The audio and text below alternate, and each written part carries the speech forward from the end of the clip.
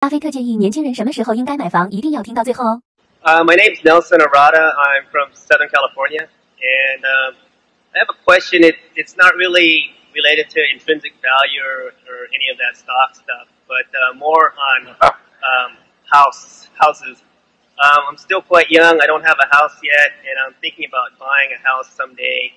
And in order to do that, I'm going to have to put a down payment, which means I might have to share or sell my shares. And I was wondering if you can provide some insight on when is the best time to buy a house and how much down payment you should be putting down.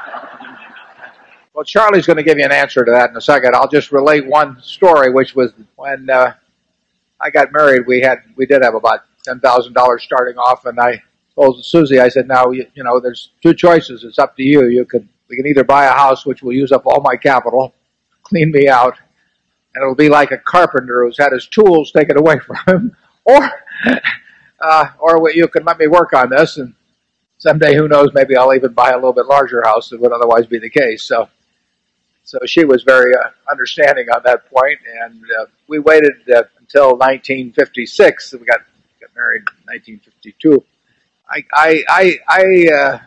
decided to buy a house when the down payment was about 10% or so of my net worth, because I really felt I wanted to use the capital for other purposes. But that was a way different environment in terms of what was available to buy. If you have the house you want to buy, I definitely believe in just going out and probably getting the job done. But in effect, you're probably making something in the area of a 7 or 8% investment implicitly when you do it. So you'll have to figure out your own equation from that. Charlie probably has better advice on that. He's a big homeowner. I think the time to buy a house is when you need one. And when do you need one? Well, I have very old-fashioned ideas on that too. The single people, I don't care if they ever get a house. Huh? When do you need one if you're married, Charlie? I'll follow up here for this.